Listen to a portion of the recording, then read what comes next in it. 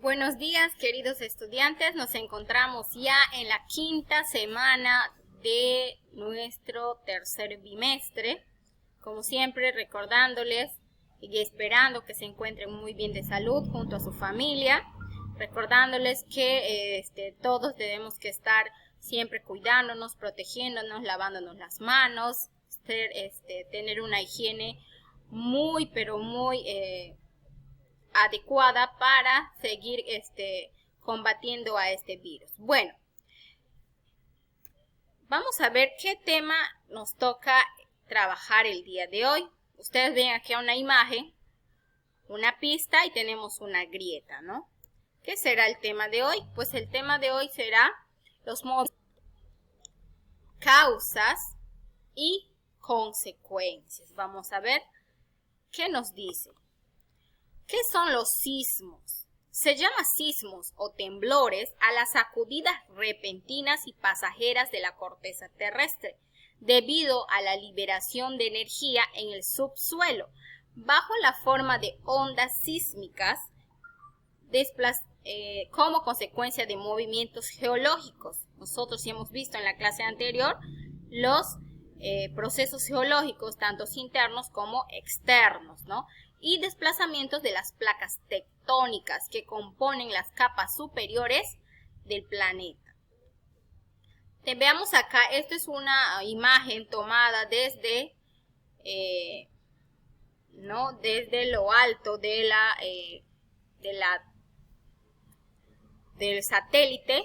Podemos observar esta imagen, ¿no? ¿Qué nos dirá esta imagen? Vamos a ver las causas que generan un sismo. La mayoría de los sismos son consecuencias de procesos geológicos naturales, como el movimiento y colisión entre placas tectónicas, las masas de corteza terrestre que flotan en el magma del interior del planeta y que se mueven muy lentamente, generando fricciones entre sí. Sin embargo, fenómenos que inciden en la presión atmosférica, como los ciclones intensos o las modificaciones en el régimen de lluvias, pueden ocasionar microsismos detectables solo por los sismógrafos. También, al mismo tiempo, la mano humana puede ocasionar sismos inducidos. ¿Qué quiere decir sismos provocados? Mediante distintas técnicas de explotación de la corteza terrestre, como el fracking catalítico del petróleo, es decir, cuando empiezan a explorar, ¿no?, en búsqueda de petróleo, usan esas máquinas que perforan la corteza terrestre. Es ahí que la mano del hombre también induce a que haya estos movimientos sísmicos, o como el enfriamiento de la corteza al verter agua fría en los yacimientos geotérmicos, es decir, cuando echan agua a esos yacimientos geotérmicos, o sea, calientes, también provocan, dice, en las plantas de generación de energía geotérmica. Continuamos. Muy bien, a ver, continuamos. ¿Qué nos dice? Veamos aquí a esta imagen. Bueno, veamos aquí, nosotros tenemos una imagen que ya ha ocasionado un sismo. ¿Qué podemos ver acá? Casas destruidas, postes caídos, ¿no? Cables. Veamos qué nos dice. ¿Qué consecuencias tienen los sismos? Los sismos leves son básicamente inofensivos, pero los de mayor potencia pueden dar un buen susto o inclusive hacer daño. Un sismo intenso y prolongado puede derrumbar edificios, sacudir las calles y destrozarlas, y hacer que los objetos colapsen sobre nosotros. Los grandes terremotos de la historia, de hecho, han devastado ciudades enteras y han dejado saldos de miles de fallecidos, hogares devastados y personas heridas. Tenemos acá qué tipos de sismos existen. Los sismos pueden ser de 3 tipos dependiendo de su origen específico. Sismos tectónicos, ocasionados por los movimientos de las placas tectónicas dentro de 2 subcategorías. Sismos interplaca, producto de fricción entre zonas de contacto entre dos placas tectónicas, y sismos intraplaca que tienen lugar lejos del límite de la placa tectónica. El segundo tipo es sismos volcánicos. Acompañan a las erupciones de los volcanes, ya que son ocasionados por la fractura de las rocas que el magma hirviente calienta a su paso. Suelen ser menores que los tectónicos. Y los sismos de colapso ocurren por el movimiento mecánico de grandes masas de roca, como derrumbamiento de cavernas, avalanchas u otros accidentes de alto impacto en la superficie de la Tierra en sus capas interiores. ¿Cómo se miden los sismos? Los sismos se miden en base a una escala doble que registra por un lado intensidad y por otro magnitud. Dichas escalas son de intensidad, miden la fuerza del temblor en base a los estragos causados. Existen la escala Mercalli de 12 puntos, la Medvedev-Sponher-Karmi de 12 puntos y la escala Shindo de 7 puntos. Ahora, por su magnitud, miden la cantidad de energía del temblor en base a sus reverberaciones. Existe la escala de Richter de 7 puntos y la escala sismológica de magnitud de momento. Tenemos entonces dos tipos de medidas de los sismos, de por intensidad o por su magnitud. Tenemos acá cuál es la diferencia entre sismo y terremoto. En principio no hay diferencia entre sismo y terremoto. Todo terremoto es un sismo.